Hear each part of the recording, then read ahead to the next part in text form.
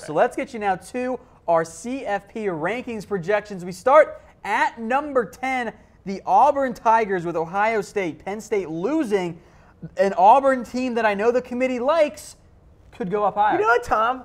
I know our original CFP projections that the Chat Sports team did were suspect. Ohio State lost again. I had Auburn in my top 5, and so far they're looking good. But the only problem is, Tom, I have a question for you. Yeah.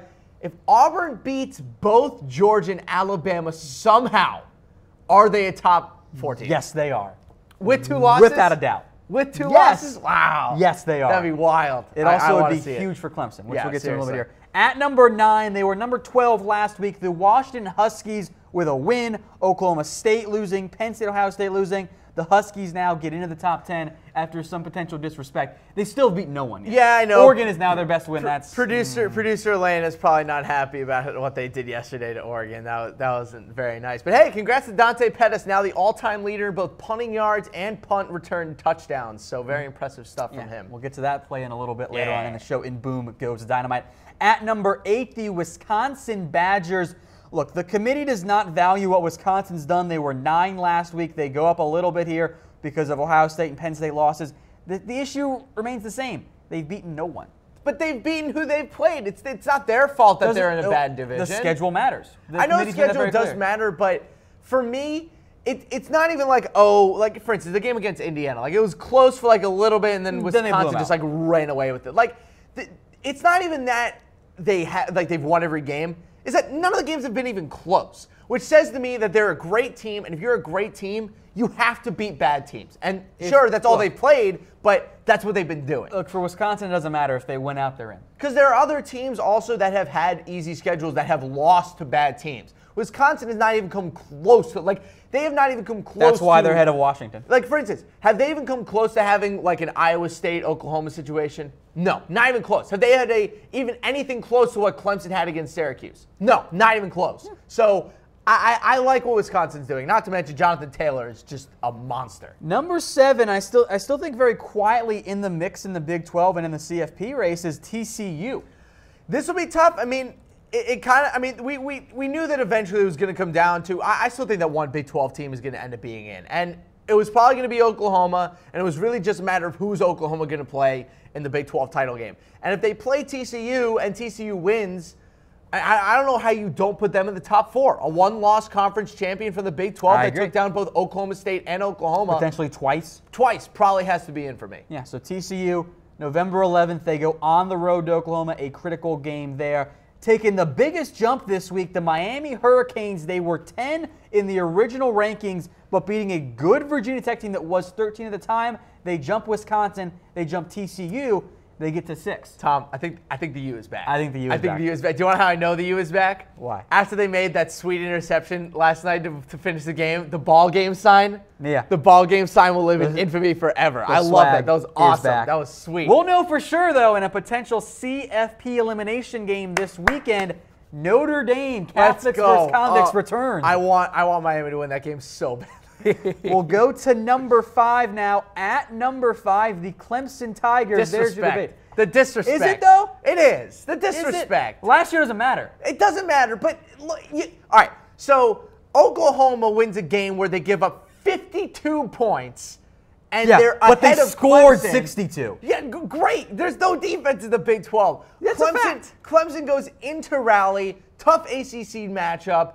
They beat NC State for what? Their 4th win against a top 25 team this year, and they lose their playoff spot? Tom, that's outrageous. Look, Tom, I believe that Clemson has a great narrow win over Auburn. Fantastic win.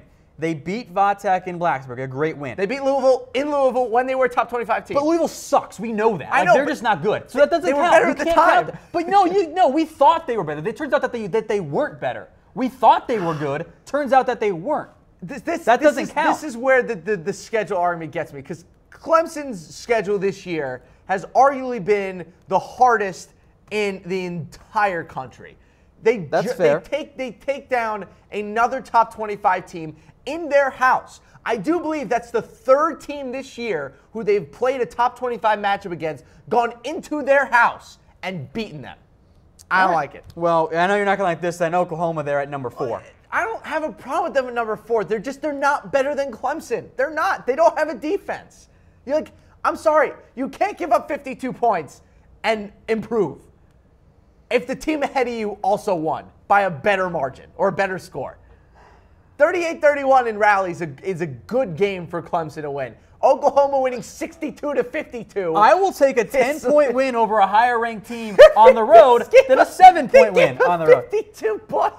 Hey, I don't care. They won. And they won, I think, more impressively. Oh, come on. I don't care about the defense. It's the Big 12. Everyone knows there's no defense. Go to the next part of playing. Number 3, this is not going to change. Notre Dame, maybe not quality, but without Brandon Wimbush left the game for a little bit. Josh Adams got hurt. They still beat Wake. The Wake Forest isn't a bad team. I mean, look, they'll go bowling this year. Wake Forest stuck around. I mean, that good performance by Wake Forest to stay in that game, but it wasn't to say that Notre Dame wasn't in control of that game. There was never a point in that game where I was like, uh-oh, Notre Dame's going to lose. Like, they stuck around. Yeah, you want to talk about Louisville. Wake also beat Louisville, so there you go.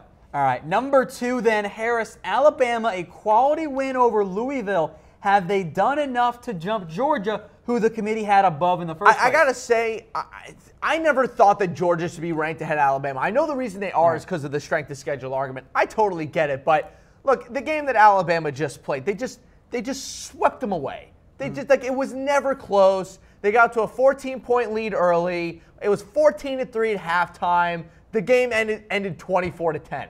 Like it was just a classic Alabama win. Oh, we're just better than you and we're gonna win. But I gotta say, a lot of injuries on the Alabama side of the ball in that game. Deshaun Hand went down. Micah Fitzpatrick went down. A couple other guys on that defense went down as well. So we'll see what happens with Alabama's health as they go through the next couple weeks. Again, folks, these are just the projected ones. And with the committee having Georgia ahead of Alabama last week, I don't know if a win over LSU, who probably won't be ranked this week, is enough to push them ahead. Again, here we go again. LSU is going to be out of the top 25, and all of a sudden it's not a top 25 win anymore.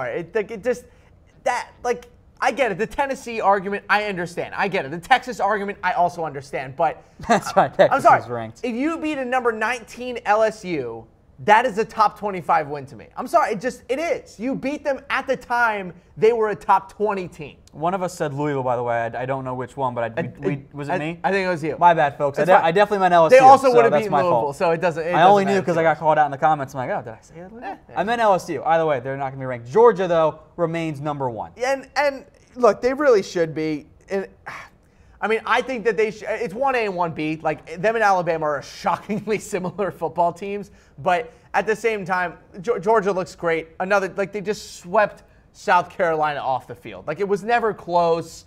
It was a game in Athens. They were never going to lose that game. So South Carolina's been all right this year. I think they're a 2-loss team going into that game, right? We will get to that Georgia-South Carolina game here in just a little bit. But first, if you missed the top 10, here's how we project what the committee will do this Tuesday, 7 p.m. Eastern. Like the page, you'll be notified when we go live with those rankings. Ball game. Auburn at 10, Washington at number 9, Wisconsin at 8, TCU at 7, the Hurricanes, the U, at number 6, Clemson at number 5, Oklahoma at number 4, Notre Dame at number 3, Alabama, fresh off the win over LSU, at number 2, and Georgia there at number 1.